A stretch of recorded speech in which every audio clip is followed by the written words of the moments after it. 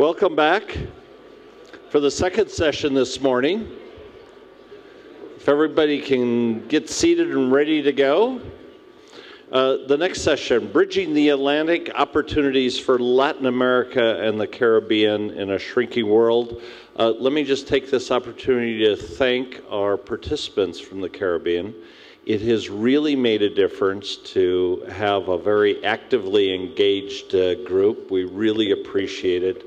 Thank you very much. We've asked Ana Maria Salazar to be the moderator. She's a well-known commentator, TV personality, radio personality in Mexico, and she also did time in Washington, D.C. too, which makes her tough and a tough moderator. So I would say psychotic is the word. So we'll turn it over to you. Thank you. Thank you. Good morning, everybody. This is the name of this panel is Bridging the Atlantic, Opportunities for Latin America and Caribbean in a Shrinking World. When I saw the title, I was quite intrigued because when you talk about a shrinking world, you would imagine that this would mean automatically that all these countries would be in many ways more united. And I think one of the issues as I traveled around the world, I'll let you know a little bit about my background in Washington so you'll understand why I'm psychotic. At one point, I worked for the U.S. State Department. I worked in the White House with Mac McClarty during the Clinton administration, who was special envoy for the Americas. And then I was the Deputy Assistant Secretary of Defense for Drug Enforcement. I was the drug czar at the Pentagon. So, I mean, many of you, and now I live in Mexico, and I'm a Mexican talking head. I'm a dual national. So I do live in a psychotic world because I do understand the way Washington thinks. And after all these years, and my family is Mexican, I think I understand the way Mexico thinks. But the fact that I understand these two worlds has highlighted for me the diversity in terms of how Latin Americans and the Caribbeans view themselves in the globalization process. So when you look, for example, I know many of you probably read The Economist today, this week's Economist. I mean, there was a couple of fascinating articles that highlights how interesting Latin America and the Caribbean is perceived in the world. I don't know if you read that article that says that the amount of cocaine that is entering to Europe these days, most of it is coming, or a big percentage of it, is now coming through Northern Africa. And this is one of the issues that we had been discussing years ago, that probably the tendencies in terms of the flow of cocaine towards Europe was going to increase. But it was very difficult to have these conversations with the Europeans at the time because of the focus of their drug problem was on hashish. So, I mean, there's just one example in terms of how the globalization, and I would say in an unfortunate way, is impacting other parts of the world. But then you see this other article, which I don't know what, when I present to my colleague from Mexico, Rubio saw it, but the headlines in that article on The Economist said, Mexico's once dodgy banks, now sturdier than many of their foreign owners. We're talking about European banks. I mean, those of us who lived through the Mexican crisis, I mean, when I first read that, I thought, oh my gosh, The Economist has gone Fruity Loopies in the brain, huh? But it is a reality in terms of people are now looking at countries like Mexico, Brazil, in terms of stability because of their policies. So I think there's a lot of what we would like to address in this panel is the perceptions there is of the Latin American and Caribbean in terms of what is happening internally and how that impacts their relationship with the rest of the world and what are the opportunities out there. Before we start a discussion, I'd rapidly like to present our panelists. We have Len Ishmael. She's Dr. Len Ishmael. She's the Director General of Organizations of Eastern Caribbean States. Christian Leffler, Managing Director of the Americas, European External Action Service. Craig Kelly, he's a Senior Non-Resident Fellow at the German Marshall Fund, but also he is a career foreign affairs officer at the State Department. He was also U.S. ambassador in Chile. And Luis Rubio, he's president at a think tank in Mexico City, which is the Center for Research on Development in Mexico. So I'd like to start out this discussion in this panel, and as usual, as we did in the other panels in this forum, we are expecting a lot of participation from you all. But I would like to start out with the question that was laid out in the description of this panel. Is the region prepared for this shrinking world? I don't know, Luis, do you want to start out with your perception? Well, I think that the region is certainly ready. It is attempting different ways to do it. Each country is pursuing its own ways depending on its traditions and experiences.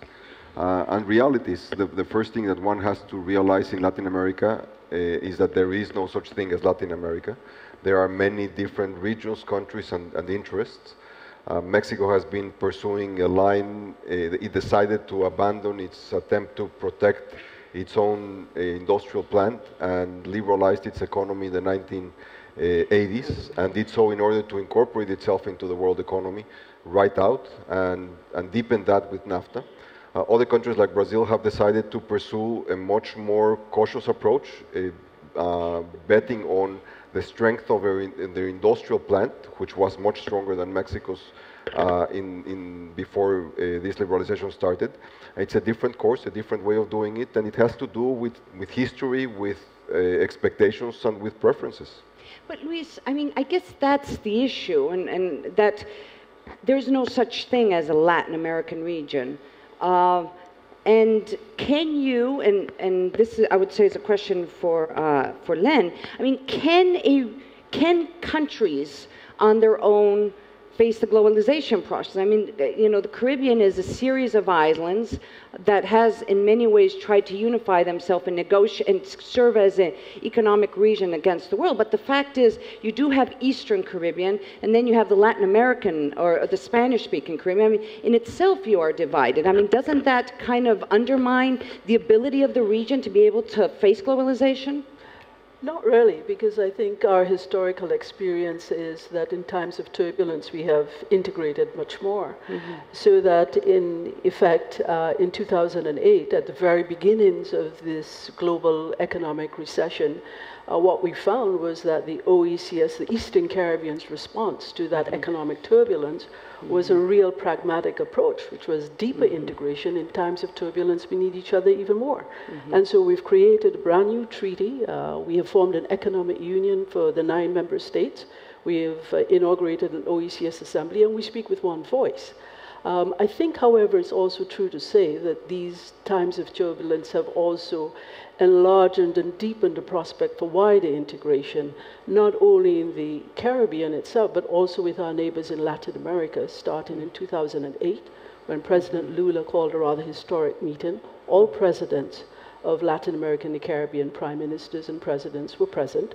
And we used this as the summit to prepare for the 6th Summit of the Americas, where we spoke with one voice on all kinds of issues with the brand new incoming President Obama, on issues of mutual concern, trade, security, and the issue of Cuba. That was followed in 2010 by another historic event in the wider Latin America and the Caribbean region, that of the formation of a Latin America and Caribbean community. And these are ties which historically have never existed for us. There's always been a distance between the Caribbean and Latin America because we are microstates. Our historical development has been very, very different, and our institutional apparatus is also very different. But I think the times have changed, and the times of turbulence have, in fact, redounded to our greater benefit in Latin America and the Caribbean.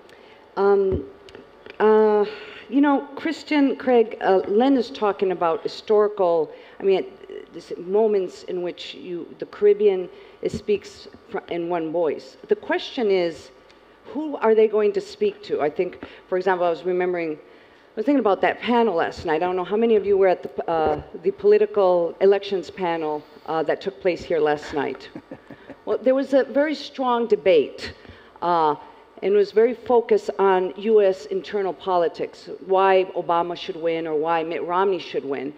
But, Craig, I guess my concern is, in terms of U.S. having a foreign policy towards the region, it seems to be undermined basically because of the internal differences, political differences within the United States. So who will the Eastern Caribbean talk to in the United States? Does the United States care right now in terms of what's happening in the Caribbean when they look out to everything else that seems to be happening, and especially internally, this big disruptive, I mean, last night I think was just a very interesting example as to how divided Washington is. Who do they talk to? Well, I think there's a growing realization in the United States, despite the political debate, which is healthy, that Latin America and the Caribbean are not just one region. They represent lots of different tendencies, many of them positive.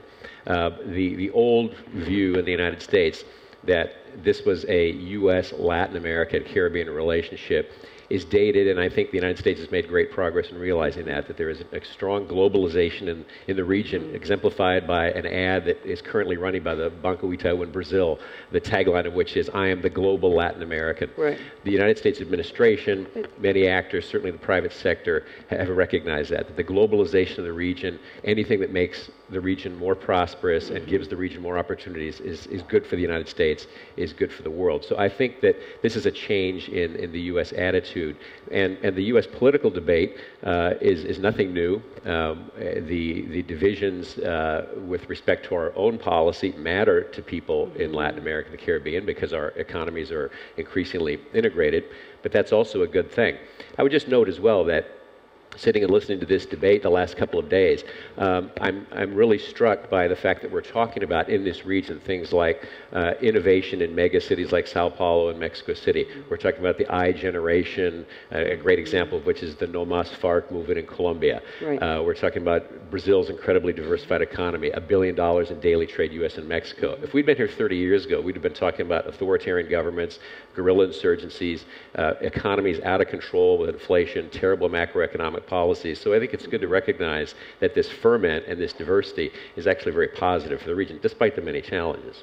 Well, but I guess then I ask myself, then what is the conversation within the region that would be of interest to countries outside the region? I mean, when you look at the headlines and as the issues are being discussed among nations, drug trafficking is, well, not organized crime in general, migration, poverty, the ability of these countries to face disasters, particularly in Central America. I mean, the conversations among the countries within the region, I'm being the devil advocate, seem much more focused on these humongous challenges, and two, the political division that I do think we need to talk about. There's a very strong political division between this region, between the right and the left. Countries that in one way or the other are headed by a vision of Latin America, which is Hugo Chavez, and then the other countries which in many ways are the vision headed by countries like Colombia, and I would even say Mexico. So what will this region talk about with the rest of the world when you have those issues and those internal divisions? I don't know what your thoughts on that, Christian. What are they going to talk to the European Union about? Well, we've been talking to the Caribbeans and Latin Americans in different constellations for a long time. We do it at the meta level of the Latin America-Caribbean region. There will be a summit of all the countries of Europe and Latin America and Caribbean in Santiago de Chile next January. The Chilean hosts have suggested, and everybody has agreed, that the main theme of that summit is going to be investments, and investments as a vehicle for social and economic development, and also the security of investments. Now, that's an issue which is quite contentious within the region as well. That means we have different dialogues ongoing with different groupings, but we will try to see whether we can pull together some common strands. That is particularly important to us, since the investment relationship between Europe and Latin America and the Caribbean is particularly strong. Europe is by far the biggest investor in the entire region. I think there are 2 countries on mainland Latin America where the US is a bigger investor than the European Union. And the Caribbean, the only country or the only territory is the Windward Islands. And I wouldn't go too much into what those investments are. Apart from that, this is a relationship which is so big that it's important to, not just to Latin America, it's important to the European Union as well. I mean, I'm going to be the devil's advocate here. I mean, with the economic crisis that the European Union is living through right now, I mean, can they pay attention to this part of the world? I mean, I think, and it's the same thing with Washington. I mean, how interested can the European be, at least in the short term, as to what's going on in Latin America and in the Caribbean, considering what's going on in Europe right now? In fact, I think we can be very interested, because one thing that has been very clear in the discussions amongst European leaders, amongst European governments, is that closing Europe to the rest of the world is not a way out of the current crisis. We have a lot of internal housekeeping and house cleaning to do, but vis-a-vis the rest of the world, and for our own economies, we need to remain open and we need to develop trade. And in fact, what you've seen over the last few years, since the beginning of the current crisis, is that the volume of European investment in Latin America has actually gone up. It's not gone down. So the relationship remains strong, and if anything has become stronger. There was someone who mentioned was it you or Luis who mentioned the Mexican banks? There's a case in point. European banks want to find security by widening their investments elsewhere in the world as well. Lynn, there's always been also this issue in terms of how do you differentiate the interests between the Caribbean nations and the rest of Latin America, which appears to be almost, not only are they contrasting, but you would almost say there's almost a challenge in terms of competitiveness between how to defend the Caribbean interests vis-a-vis the Latin American countries, which would seem to have much more weight in certain parts of the world. And others, Latin Americans would say the Caribbeans should have a much, Caribbean nations should have a much closer relationship with the European Union because of the cultural and historical ties. It's not a simple question that you've just posed. I think there are very many different ways of looking at the equation. The first is that it's very different and very difficult for the Caribbean to ever imagine competing with Latin America. The fact is, in the LAC equation, we are the very small c. We have very different histories. We are microstates. Our economies are completely different. I mean, if you even take a look at what has happened over the last several years with this global recession, the numbers alone are stark and telling. In 2009, our regional economies contracted by 7.9%. 2010 by 3.4%. Last year grew fractionally 0.4%. Last year at 0.4%, I mean, the rest of Latin America as a whole grew by 5.9%, Central America 4.5%, the wider Caribbean is 1.9%. We don't compete in terms of goods. Our problem is a little bit more of a different one, in that our countries are quote-unquote viewed as middle-income countries, but we are viewed as being too rich to deserve special and differential treatment to our peril in the world of globalization and trade liberalization, and yet we are too poor to go it alone without special and differential treatment. So that the promise of globalization for us is a promise which we're still waiting for. In fact, we've lost quite a lot as a result of trade liberalization. One member state, Antigua and Barbuda, for example, depended 25% of government revenues on taxes on trade. We lost that. We depended on special and differential treatment for sugar and bananas as entering into the European Union. We lost that battle as well. We decided to diversify, because we were told to diversify, into e-gaming, for example. We lost that battle as well. We had to take a very powerful neighbor, the United States, to WTO, to arbitration. We're still in that process. We decided to go through the financial services offshore market. We've lost that too. So we have lost quite a lot. And in these turbulent times, our response was to do two things. One, to form the economic union and increase the domestic space. And secondly, to embark on a process of outreach to third-party countries and new strategic relationships, which perhaps we can talk about later. I have two questions. The first question for you, and then I would like to open up to the public. But I would like to talk in a minute about this perceived tensions between Mexico and Brazil and tried to compete for the leadership in the region. So I'd like to hear from our Brazilian participants in terms of how they perceive that competition. But Luis, I mean, we have to kind of acknowledge that Latin America in many ways has been quite mean to the Caribbeans in many ways in terms of how they deal with not only in some of the economic issues, but I would even say the diplomacy issues. I sometimes think that the only times Mexican diplomats go knocking on the doors of the Caribbean nations is when they're seeking votes for something in the United Nations or in the OAS. I mean, there has been somewhat of a negligence towards particularly the Eastern Caribbean, considering it's, you know, Mexico's neighbors. I'm not sure that it's negligence or being mean. I think that it's simply natural interest. The governments are in charge of creating conditions for the economy to work, and that's what makes globalization possible. But it is companies that have to exploit the opportunities. It is companies that invest. It's not governments that invest. And I think that the companies that have been interested in exploiting and investing and trading with the Caribbean have done so, and they have done with the rest of Latin America or with anywhere else in the world.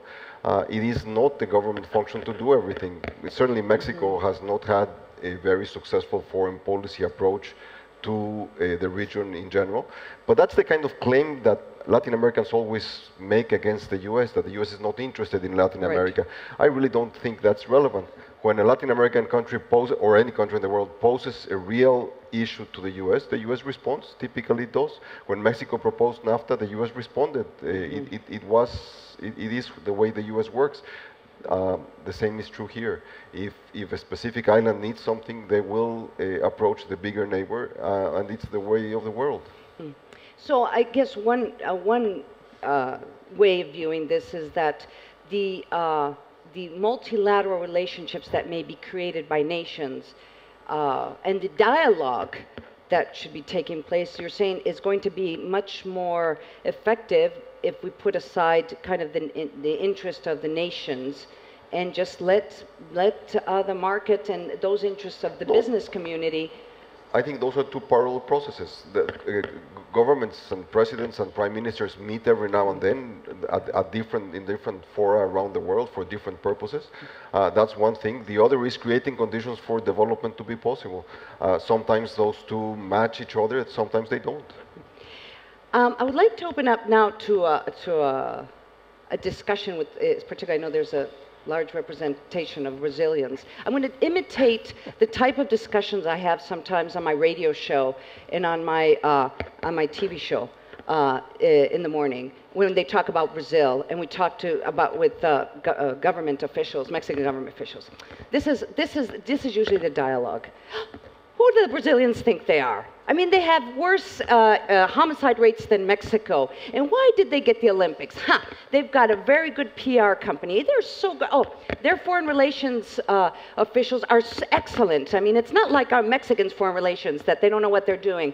And they go on and on and on. And who do they think? Of course they want to be the leader of the region, but they can't be the leader of the region. They don't have, they don't even have trade. And it goes on and on and on. So, I mean, there's perception in Mexico that the Mexican government has not done a very good job in exercising the leadership in the region because they're incompetent, and that if they had a better PR mechanism, like the Brazilians, that they would, Mexico would exercise leadership, much more leadership within the hemisphere. Well, how do you react to that? Some of our Brazilians, there we go.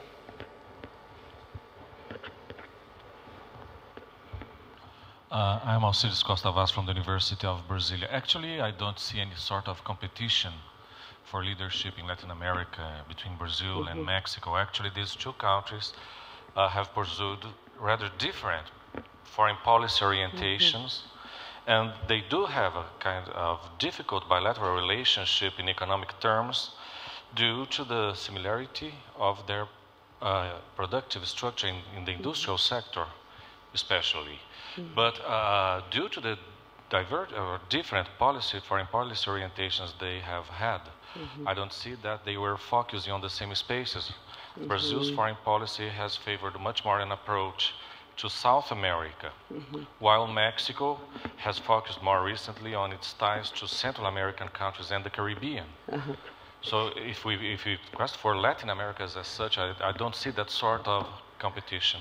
I'd like just to add another point regarding the agendas, regarding Latin America's agendas, as has been dealt with in this dialogue. We've been talking about drugs, organized crime, the ties to Africa. All this is true.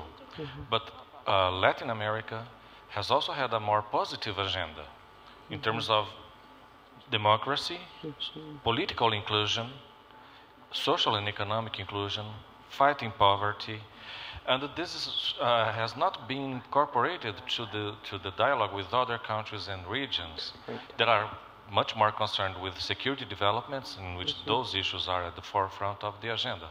But in this debate, I think this is the opportunity also to bring some other issues that make up a more positive agenda and a more positive view regarding Latin America. Do you agree what he says? I spoke to someone from Foreign Relations just last week, and they're like, Ana Maria, you're wrong.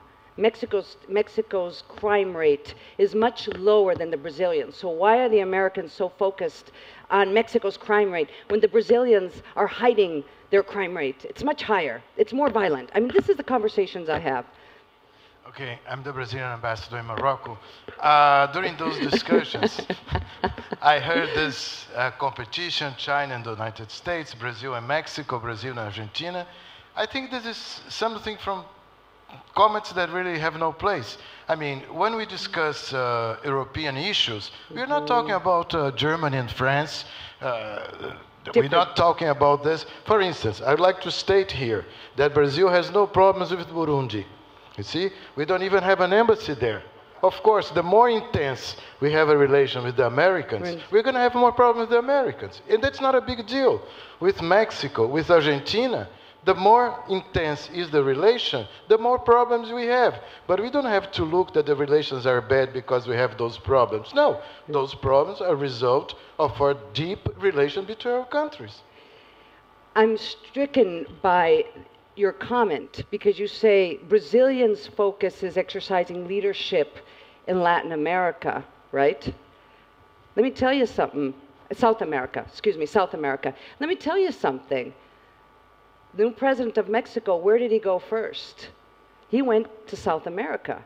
And they were talking about Mexico seeking to exercise their leadership in South America. I don't know, Luis, Kelly, if you want to add on to this conversation in terms of how this is perceived.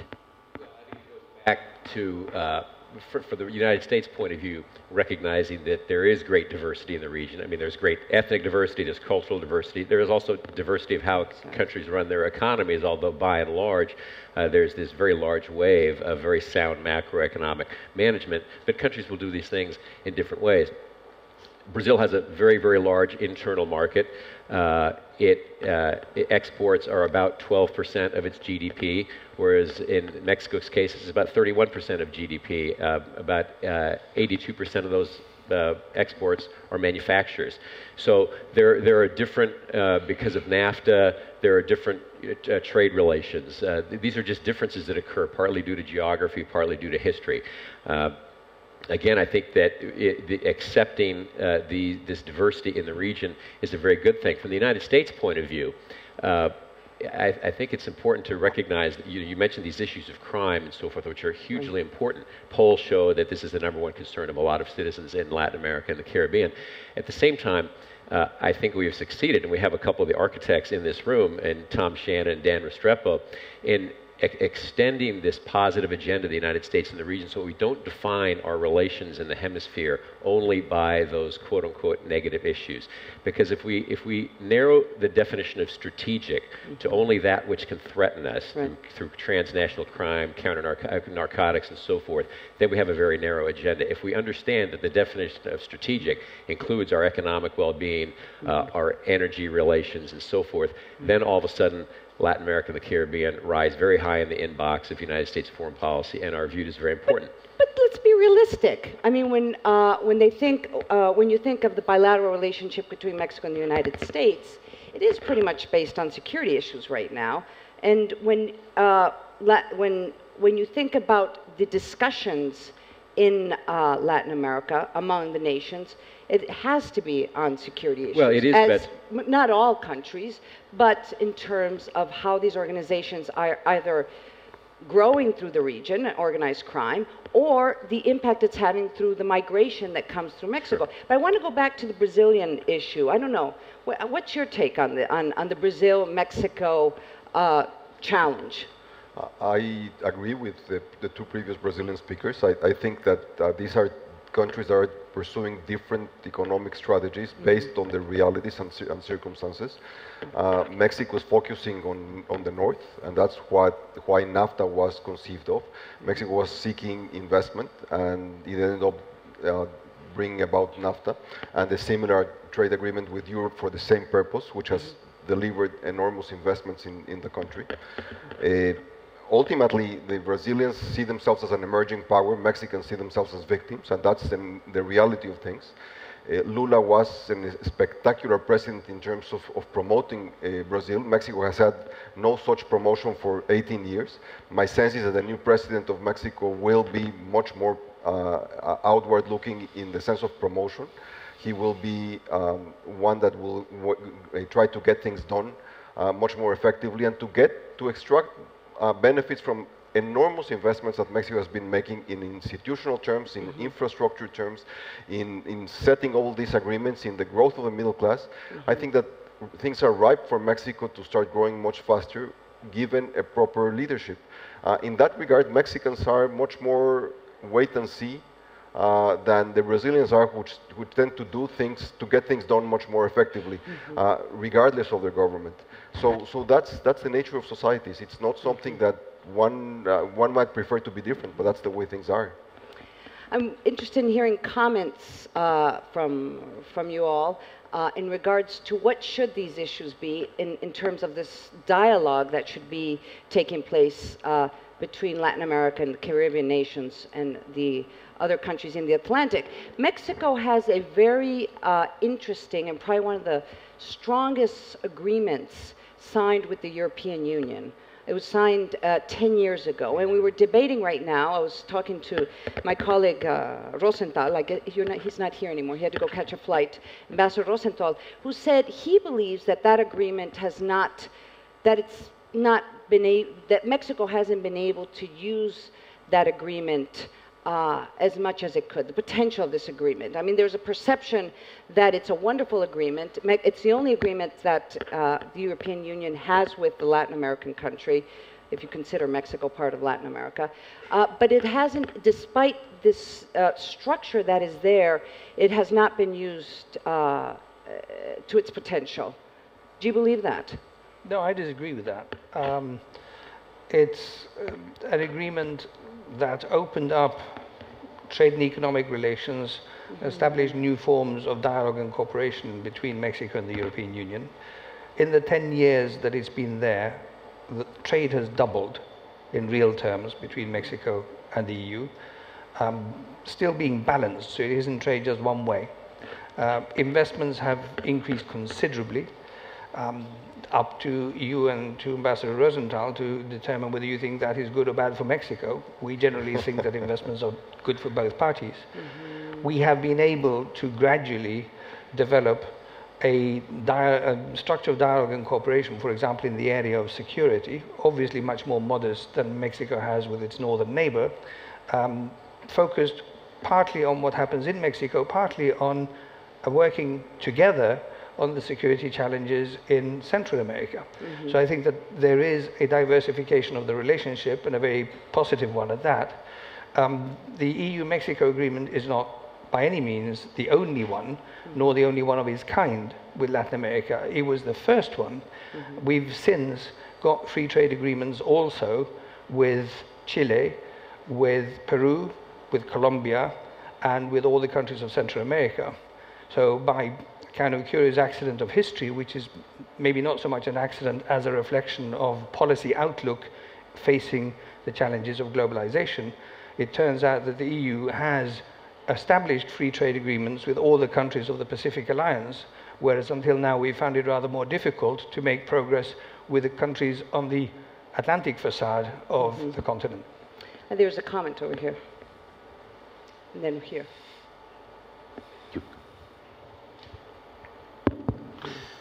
Carlos Portales. Well, I think many things that have been said here are true, but not partially true. And in the last intervention, I think some elements came up that are part of what is going on in Latin America.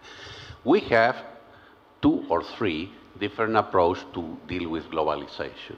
And this has not to do with South America and Central America. It has to do with countries with one way of opening to the world. Those countries have free trade agreement with Europe, with the United States, and also with Asia in some cases, which are Mexico, Colombia, Peru, Chile, and in a way Central American countries.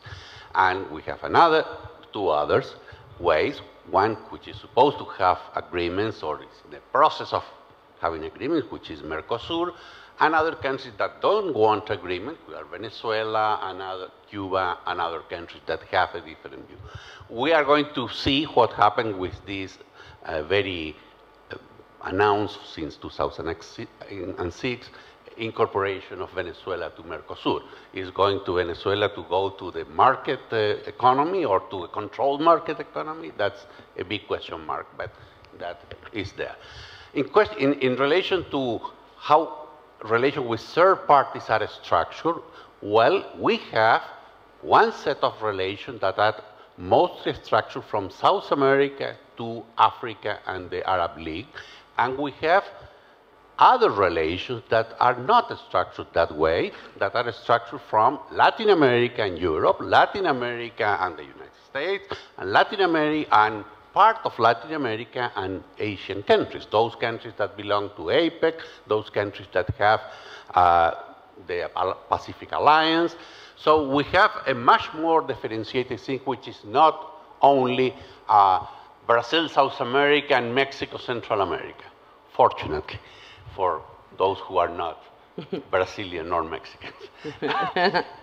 So I think that this is very important to be taken into account, and that explains why many of the countries of the Pacific, which for this matter is not relevant, much more relevant, they're open to global economy, are part of strong agreement with the European Union. The subject is how the region, in terms of a Latin American or a South American view, could put together these things when there are different approaches. And there are a lot of things that are of cooperation in the region. Of course, much of them, or a lot of them, have to do with geography. And I think that is very important. Still, the process of physical integration of South America and even Central America is a project that is in the process. We need roads, we need energy, which is not only a geographical problem, because many has been said about energy, but what we have is not that we don't have the potentiality of an energy integration, but we don't have agreement how to have a regime that is common to all. We have another comment here, but I mean, it must be very frustrating for the Europeans and for the Americans to try to figure out how to negotiate with such diversity of interest. I mean, for the Europeans, I mean, countries, the European Union is the union of countries that were traditionally at war. And now we have Latin American countries that have the same culture, most of them have the same language, and they have not been able to figure out to create a union that allows them to have a strength vis-a-vis the globalization process, Kelly. Well, first of all, what Carlos says is absolutely correct. There are a lot of Europeans in the room. The Europeans long ago grew comfortable with overlapping institutions, some that included the entire continent, some that include the United States, others that don't, some that include Canada, others that don't. The term is sometimes used variable geometry in Europe. So I don't think we should be surprised to see this sort of variation in institutions grow up that reflect reality. We all know that the European unification project began through the very basic, coal and steel economic realities. Those things also drive interest in Latin America and the Caribbean, so that yes, you have a band of countries on the Pacific rim of Latin America that among themselves have free trade agreements, 14 countries in all. They represent 34% of world GDP. It's a significant group of the world's economy. You also have Mercosur, very huge economies, notably Brazil's. So I think we will see institutions grow up that reflect the realities on the ground. These things won't be decided by bureaucrats or politicians from the top down. They will emerge from the economic and political interests of countries in the region and their partners overseas. I would just conclude by noting that if you look at the trade patterns of the region, and I think this supports this diversity of institutions, Latin America and the Caribbean's trade is almost equally divided among Europe, Asia, the United States, and Latin America, Caribbean itself. So I think institutions will reflect this reality. Thank you, Andreas Krämer, Ecologic Institute. And my comment is really an agenda-setting question in response to your question, what should be talked about. And it takes off from a lens underlining the vulnerability of some of the countries in the Caribbean. You stressed the microeconomy and the vulnerability of the economy to changes in markets. But there's another vulnerability, and that is to climate change, rising sea levels, increased frequency of hurricanes. Hurricanes can easily cause damage that exceeds the annual GDP of the countries. Honduras has not recovered from Hurricane Mitch, which was how many years ago?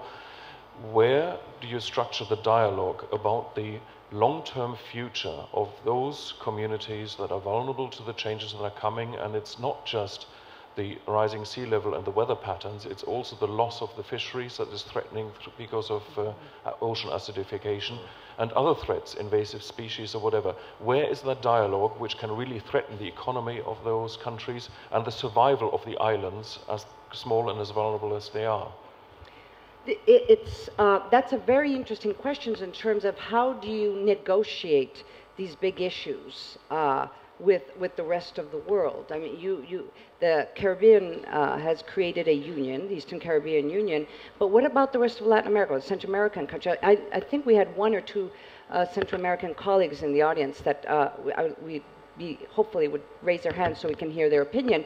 But the bottom line is, in order to negotiate in a globalized world, your strength is based on the ability of these nations to unite, at least in some fronts. And in the case in the Caribbean Union, Eastern Caribbean Union, you have done that. Are we right about that? Well, there are two things that we have done, and thank you very much for the question. The first is, of course, the fact that we are very, very much aware of the fact that we are living in a world which is in transition. The world that we knew before is no longer here, and the last 4 or 5 years have certainly put that in focus. What we have understood for ourselves is that there's no longer a unipolar world, but multipolar worlds. And everybody in every community speaks to other communities according to their strategic interests, because they're networks of alliances that get together, converge, and then reconverge in other settings according to the theme or the issue that's actually been discussed. What we have understood as Caribbean SIDS, and other SIDS of the world actually do this as well, is the need for us to, in these new arrangements geopolitically, to align ourselves with neighbors and develop strategic partnerships where people can advocate and champion our cause around tables where we will never have a seat or be invited. We do that much of the time in the corridors of the WTO, for example. We do that at the United Nations. We do that with our partners in Latin America, for example. Brazil is now a member of the G20. We do that with India so that they too can champion our cause in the Durbans and Copenhagens and Cancuns. The other thing that we have done, which is very important to us in terms of our future, is that we have advocated and championed our strategic interests ourselves and put a voice out there for small island developing states and their vulnerabilities.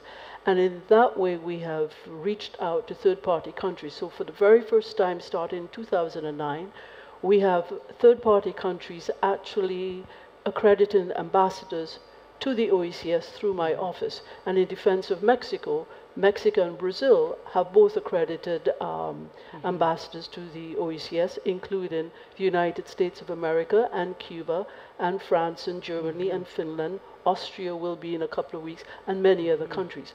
With that has come brand new channels for development assistance as well as advocates for our cause. Well, let me be the devil's advocate in this question for you all and in the audience. How effective is this process in terms of trying to unite and have these dialogues through these organizations? Is it effective when you look at the results? I don't know. Ana Maria, can I come in on the two past questions and on Len's comments? Firstly, I mean, you're asking, isn't it frustrating for Europe not to have a united Latin America or Latin America Caribbean in front of us? Well, no, we're not expecting to have a united Africa or a united Asia or a united anything else in front of us, except still a United States. And we're not sure it's that united right now, but anyway. It wasn't last night, that's for sure. But I mean, we work with the groupings that are there and that are willing to work. There are some issues you can deal with at the whole regional level. A lot of them you deal with in other contexts. But what are those issues? Well, I mean, they can be some of the economic and trade issues that we've mentioned. For example, our free trade agreements with Peru and Colombia, that negotiation started out as a negotiation with the Andean Pact countries. But halfway through the negotiation, the Andean Pact didn't know what it was any longer. And so they decided to go separate ways. That's my point. Yeah, but we said, that's fine, you want to go separate ways? Will some of you want to continue? Yes, Colombia and Peru wanted to continue. We've left the door open to the other two partners, to Ecuador and to Bolivia, and said, when you're ready, give us a call and you can join the train again. We want to continue negotiating with Mercosur. Mercosur is going through a difficult patch. We hope that they will sort out who they are and what they want to get out of that negotiation. We've been working to come to the example of climate change. I think over the past 2 days, there have been some mentions of the difficult negotiations, and particularly difficult and disappointing for the EU in Copenhagen a couple of years ago. I think we've learned from that. There was the tremendous work done by Mexico in preparing Cancun, and the EU worked very closely with the Mexican host for that. The interesting thing is then the step from Mexico and Cancun to Durban, where there was substantive progress towards the objectives that the EU had set itself for the global climate change negotiations, in moving towards something that will look like legally binding commitments. How did we achieve that? We achieved it by continuing working with the Mexicans, of course with the South African host, but the most important factor was that we teamed up with other partners with a similar vision, and the ones we found were, on the one hand, Brazil, and on the other hand, the Caribbean islands. And by bringing that coalition together of the Europeans, the Brazilians, Mexicans, South Africans, and the Caribbean islands, there was a sufficient weight to bring the negotiations forward. So that's another way that we can team up on a different kind of issues, and that we can then work together at the multilateral level. I have a perception Mexico kind of has a schizophrenia in terms of how to view itself. That's why it makes it difficult in terms of how it presents itself to the world. Is Mexico part of North America and negotiates, and it does because of NAFTA, but is it part of Central America? Because Mexico tries to represent in many ways the interests of Central America, or is Mexico Latin America? Which, for the last 12 years, you hear the presidents talking about Mexico developing a leadership in the continent as a Latin American leader. Luis, what's your view on this? I think the issue of leadership is futile. I think it makes no sense. I think that Craig Kelly just had it right. I think that there are multiple organizations and multiple institutions that match different interests. There is a clear understanding, not an institution, among countries like Peru, Colombia, Chile, Mexico, sometimes Guatemala and Costa Rica playing that as well, because they have a similar outlook or a similar focus on globalization, even though they each belong to different relationships with Asia or with Europe or with other countries. Mexico is geopolitically and geographically determined to be very close to the US, and it took a century to decide to exploit that to its benefit, and it has been doing so very effectively for the past 2 decades. It was Mexico's decision to change that reality. There is an obvious closeness with many of the Central American nations and with some of the Caribbean islands. It's part of geography. I don't think there's schizophrenia. I think it is a multiplicity of relationships, and Mexico is little by little defining its role in each one of those. We have a couple comments, one over there, over here, and then over there. Blair Glencourse from the Accountability Lab. I want to touch on something that's been brought up but hasn't really been brought out, and that's the narcotics issue. I've had the opportunity to work in Guinea-Bissau and see firsthand the nefarious effects that the drugs trade is having in that part of the world. What can we be doing about the narcotics issue? What should we be doing? And is it time to admit that the supply side efforts that we've made haven't worked? It's just shifted production and distribution from one country and one region to another. I don't know who wants to answer that. Well, I can certainly address it from the U.S. side. I mean, I think that the United States has been very clear in acknowledging that this is a multifaceted problem, that we share a large part of the responsibility because there's heavy drug consumption in the United States, and that you have these bulk cash flows and weapons that go from the United States into Mexico and the rest of the region. So these are problems we have to work on together. As Ambassador Sarukhan said yesterday, there is the problem of squeezing the balloon, that you put pressure on in one place and the traffic moves in other directions, and this is the dark underside of globalization, that these great networks that are facilitating legitimate trade are also facilitating illegitimate trade, so that now West Africa and North Africa are being drawn into this traffic across the Atlantic.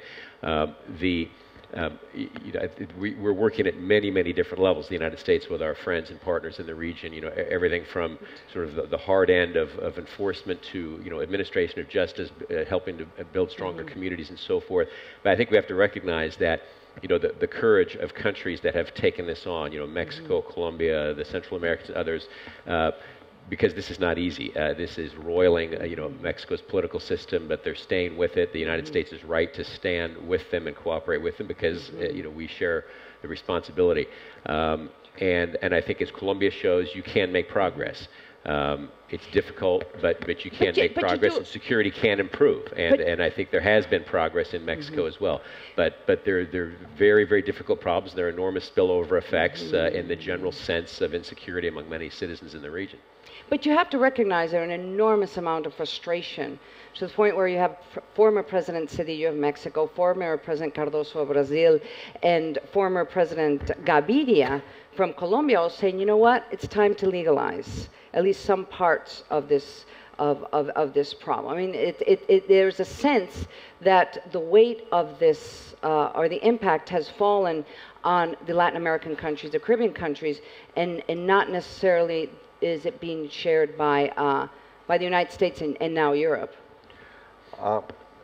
Legalization is a very nice concept because it sort of fixes everything immediately and without any problem. Nobody, however, is talking about legalizing the cocaine or other substances that are the serious ones or the most profitable ones for the cartels. In at least from Mexico's vantage point, if legalization were to happen, for it to make any difference in Mexico, it would have to be in the U.S. In Mexico, it would be irrelevant. Mexico's problem has nothing to do with drugs. Mexico's problem has to do with state capacity, with institutional building, with the inability of its police and judiciary forces to deal with the consequences of drugs or criminal gangs of every kind. So for Mexico's vantage point, legalization would make absolutely no difference. What would make a difference is building the capacity to control and to limit the damage that the cartels do to Mexican society. Can I come in just very quickly on this to say that I think it's important on the sort of drugs issue and all the illegal activities that go with it, not just to focus on the firefighting. Mexico has been facing an acute situation and has been addressing it with slow, difficult progress. Central America is facing some very serious issues too. But as Craig said, you squeeze a balloon, it pops out somewhere else. We see it in the link to West Africa and the flows then from West Africa of cocaine to Europe. This is not just a flow from a few producer countries or producer regions in Colombia and Peru. This goes through many other countries in the continent, notably Brazil. And I think we need to look at it in a structural, forward-looking, preventive way. The more we're able to squeeze the balloon in Central America or across the Atlantic to stem the flow to West Africa, the more the storm clouds are going to gather over the Caribbean again.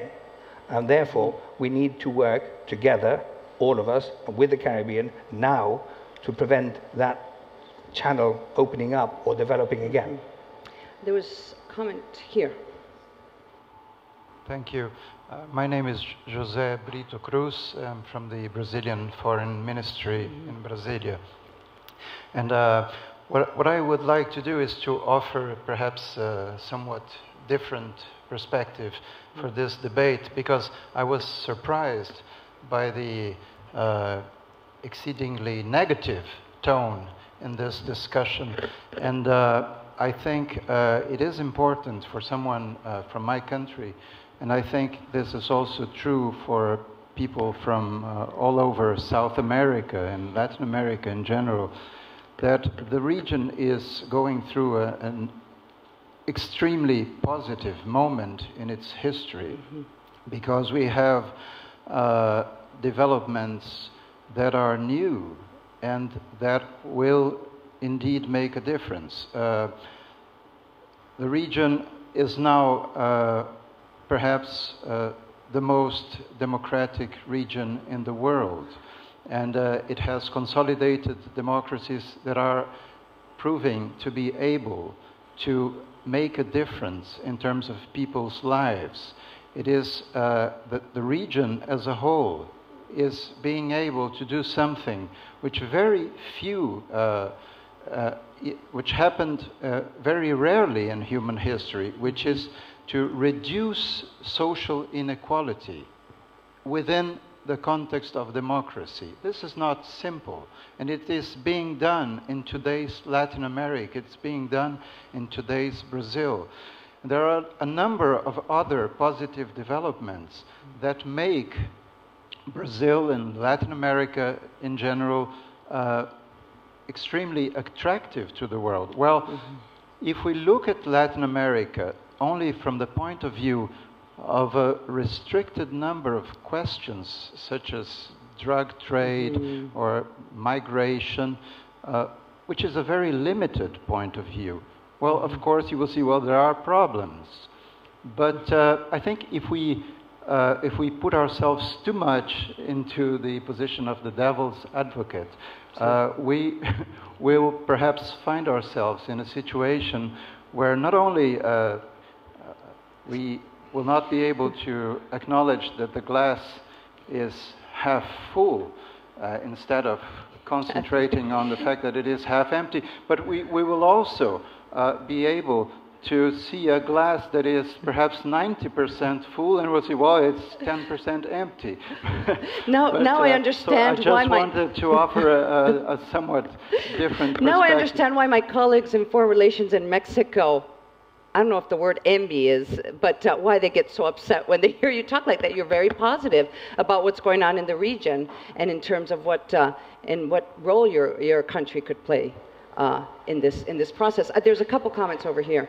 Yes, I fully agree on that. My name is Kathleen Ferrier. I was born in the Caribbean, in Suriname, the former Dutch Guyana. I learned Dutch, of course, my mother tongue, English, German, and French at school, so I decided to study Spanish and Portuguese, the countries of my continent, and I lived 7 years in Chile, and I lived in Brazil a long time, and I fully agree with you. And actually, when I was reading the title of this session, Bridging the Atlantic, Opportunities for Latin America and the Caribbean in a Shrinking World, that called my attention, because I think that the opportunities are there for Europe in a shrinking world, looking at what's happening in Latin America. I was a member of parliament for 10 years in the Netherlands, and in my first intervention in Dutch parliament, I said that it was going to be my mission to put Latin America higher on the political agenda, because I'm afraid that Europe will miss the boat.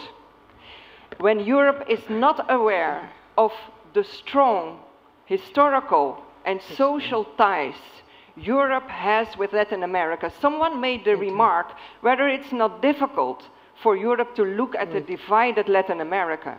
I think it's far more difficult for Latin America to bridge to Europe, which is a divided continent with serious problems and without leadership. Were you successful? So I'm interested in the comment of Christian Leffler, what the European policy is towards Latin America.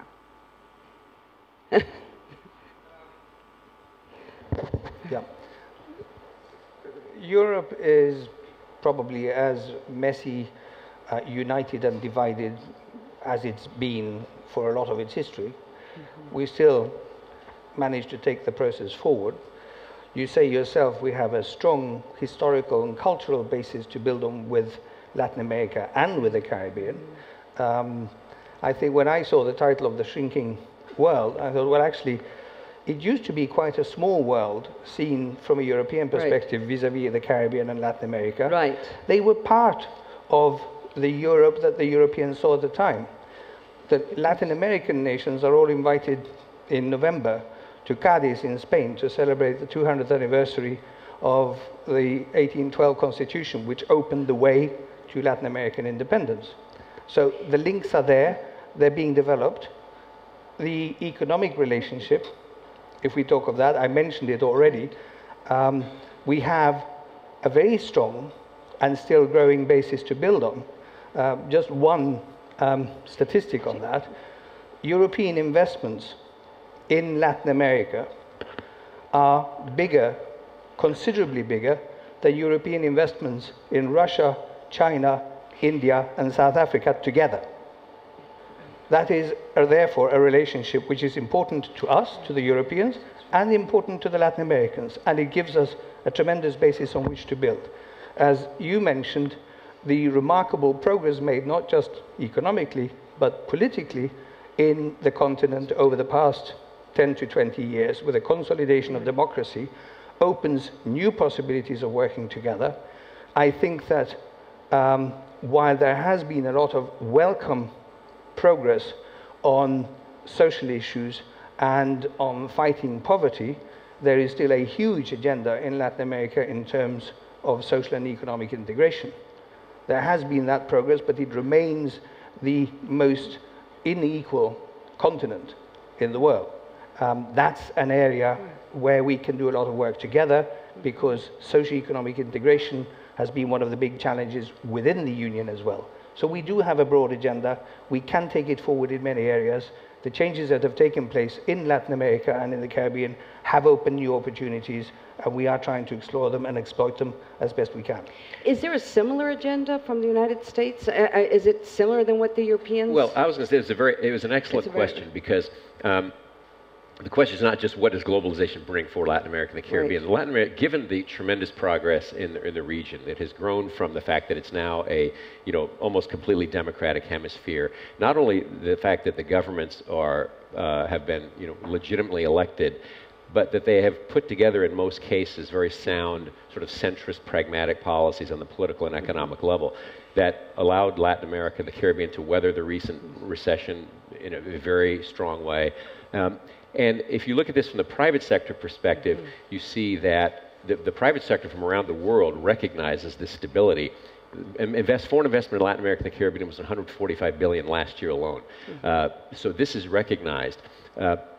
There's now an international managerial class of people coming out of Latin America and the Caribbean that are working in Asia, Latin America, the United States, Europe, and so forth. These are tremendous changes, and so the positive side of all this ferment is one that I think is being reflected. Yes, there are problems that exist, of course, but if you look at how the private sector, civil society, and governments are responding to this change, I think you see that Latin America actually brings a lot to the rest of the world, partly based on its diversity. This has come up in the last couple of days.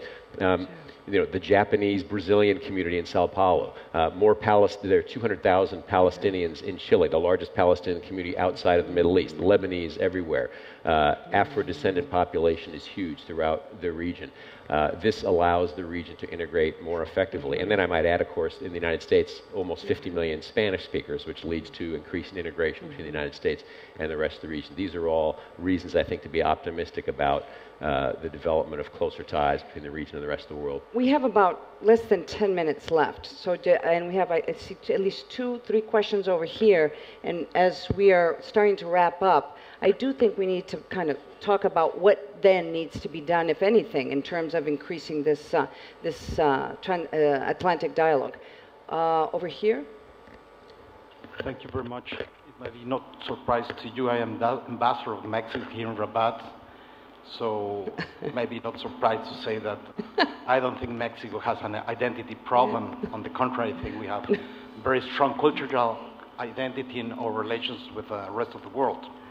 What happened is that Mexico, for geography, we have to share a border with a developed country, and that happens to Morocco with Europe, it happens to Turkey with Europe, maybe it happens with Poland to Germany, and that makes a very complicated relation, but for that reason, the end result is not that we have a loss of identity, is that we have a different situation. But I would like to share again the comments of my Brazilian colleague. Latin America has to be a country of opportunities, and opportunities with the Atlantic and through Africa. Mexico trade with Africa, no free trade agreement involved, has more than doubled in 10 years. The same thing is happening with Argentina, with Brazil. So trade is going on and opportunities are there. And my question will be to the panel, and whether you think that could be an Atlantic kind of energy integration in terms mainly in energy, seeing the rise of oil. Thank you very much.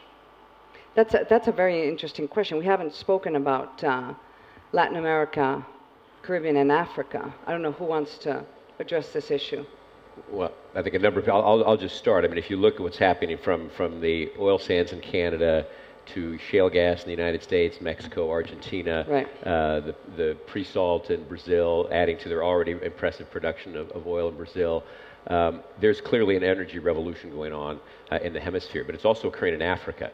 As Ambassador Shannon noted in his panel, I mean, you have the sea lanes, the connections, the geographic similarities in West Africa and northeastern Brazil and so forth. There's, I think, an increasing interconnection as the price of gas becomes more commoditized. Right now, it's not. Shale gas commands different prices in North America than it does in Asia. But as that difference narrows, you will see, I think, increasing trade there as well. I don't think we can really predict how this is going to lead, but I think it's a very, very positive opportunity for the Americas, not only the Americas, the Atlantic Basin, this recent explosion in energy production. Luis. I'd like to do two things. One is Mexico. The one big thing that Mexico has to get its act together on is clearly energy.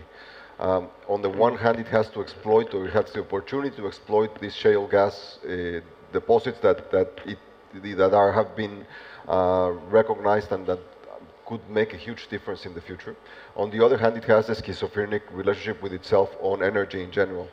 And the opportunity that Ambassador is pointing to is very significant. Mexico will run out of oil within the next decade or decade and a half, and establishing those relationships with the oil-producing countries might be one of the smartest things it could or should be doing. The other thing I'd like to address is that most Latin American nations, save a couple of laggards, addressed their economic and financial problems 2 or 3 decades ago. The debt crisis of the 1980s forced Latin American countries to address their problems, to build strong financial banking sectors to address the government finances, and that is what has created the possibility of growth for the future. In a way, what the Latin Americans went and what Mexico specifically went through in the 1980s and 90s is what the Europeans and the Americans have to go through. And that's not going to be anything. Awful. Well, it's awful. It's going to be very difficult, particularly for countries that are so closely integrated economically with them. There is, and that kind of goes back to the headlines in this week's Economist in terms of the strength of the Mexican banks. There was another comment over here. My question relates to furthering the opportunities. I'm hearing a lot about trade, but what about the softer component of education, healthcare, youth development, and food and nutrition security in terms of expanding opportunities for the Caribbean with the help of our partners across the Atlantic Basin? And my second question relates to the issue raised by Dr. Ishmael. There is no talk about how to reclassify the countries, especially in the OACS, because as Dr. Ishmael said, because of the classification, they lost a lot of market and a lot of access. Is there discussion, or there should be discussion, around how to reclassify the OACS countries so that they can gain access to wider markets or regain what they have lost in 2008? This just in a little bit of a way. The first is that in every forum, and I will use this one as well, whether it's at the WTO, at UN General Assembly, or wherever we're invited to speak, we make a plea for a new paradigm in terms of how we carve out the realities of small island developing states, one which takes on board the fact that they're the most highly indebted, most vulnerable countries in the world. It is no accident that 6 of the 10 most highly indebted countries in the world are OECS countries, on average 65 to 185% public debt to GDP. I mean, that's huge. We are among the most vulnerable countries in the world. The United Nations says so on their vulnerability index. 7 of the 14 most vulnerable countries in the world are in the Caribbean, are Caribbean states. So the need to develop a new paradigm that speaks and takes on board those vulnerabilities is for us the only hope for a future. And that has to be across all strategic policies, whether we talk about world trade rules, whatever the policy engagement is in multilateral forum, we need help with that. We're not looking for anyone to pay our own way. We want the ability to pay our own way, but we can't compete on any playing field with much larger countries. Second, very quickly, is that we have done quite a fair share with strategic partner assistance from the Clinton Foundation, the Global Fund on HIV, so that our recent numbers in the Eastern Caribbean, the Caribbean as a whole, have gone down dramatically. Youth, more than 50% of our young people ages 50 to 30 are unemployed. And that is not just a current statistic, it is the reality. The implication for us, of course, are huge when you consider the drugs that come through our region, the arms that follow those drugs, and the fact that if our young people don't have access to sustainable livelihoods, then the specter of drugs and the lucrative livelihoods that come through that passage, of course, means that we're losing a generation. And now we're starting, and that is your comments kind of support in terms of trying to put on the table what needs to be done in terms of increasing this this dialogue. I mean, what other suggestions? We have just two minutes more. What else needs to be done? Well, our friend from Trinidad and Tobago raised the very important question of health, education, social inclusion. As the region integrates more effectively, and I think this dialogue helps because the cross currents and economic integration help in this area because there are challenges of health and education and so forth. But as Jose Alberto noted, about tens of millions of people have risen from poverty into the middle class in Latin America and the Caribbean in the last 8 to 10 years. the inequality measures are actually being reduced somewhat, although there's a long way to go. So, you know, this ferment is providing the basis to help make progress on these problems. There's a long way to go, but I think, you know, it's the interconnectedness of the region with the rest of the world that's going to help provide the resources to address some of those social inclusion problems. Christian, Luis, dear colleagues sound very positive in terms of the future. Are you equally positive? What else needs to be done?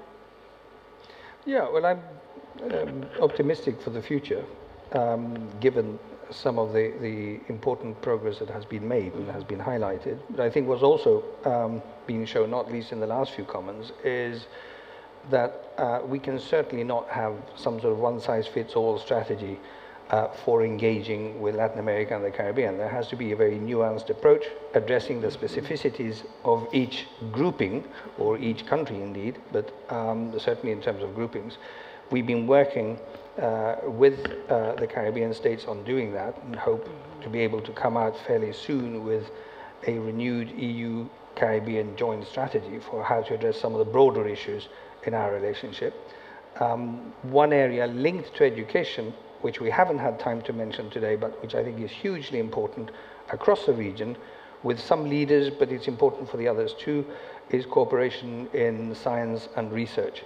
So going beyond education and looking at innovation, scientific research, and how that can translate into further contributions to the economic and through the economic social development of the region. Now, but does this type of proposals, are we talking about, does it translate into money, into aid, or are we talking about in general just kind of creating a more equalitarian relationship? I mean, what are we talking about here? There too, we're looking at a differentiated relationship. It doesn't make sense for the EU, or for anybody else for that matter, to give aid in terms of development aid to a country like Brazil. Right. Brazil does not need that.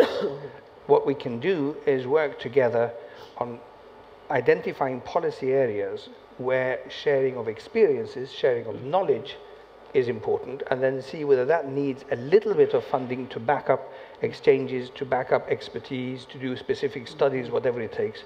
But the real issue there is moving away from an old-fashioned aid relationship towards a new partnership with a degree of funding where is necessary to kickstart activities, but a lot of those activities will be taken forward by the actors out of their own interest in seeing the results come. Luis, is it then that in terms of having this dialogue in the region facing the globalization process, it appears that it's going to be piecemeal. It's going to be smaller regions trying to face negotiating and talking to regions like the European Union or the United States. And in the case of Mexico, as the ambassador of Mexico and Morocco said, it seems that Mexico, depending on what is the issue, will be trying to align with these different regions. We're not going to be able to face these issues, or the dialogue is not going to be as a region, it's just going to be piecemeal. I think this is an issue of policy more than of dialogue as such. Mexico in particular has been building, creating infrastructure, developing institutional strength, reforming its economy, reforming its education, creating a health system, doing lots of things which it has not been able to exploit well. My sense is that each country has grabbed its opportunities in globalization as it has had the ability to do so. My sense is that under a new government that will be far more politically competent than we've had so far, it'll be very, very positive and very successful, or much more so than it has been so far. At the end of the day, it'll depend on the strength of the policy and economic structure, how much each country can exploit it, and the differences will reflect that. It is not surprising that Chile has done so well. They have a much stronger foundation for success. Well, we ran out of time. I would ask for a big round of applause for our panelists. Thank you so much. Applause for our moderator. Ana Maria, that was terrific. Thank you so much. What a great way. You can go out and have coffee one last time. We'll be back at 12:30, The Road Ahead for Africa. Thank you.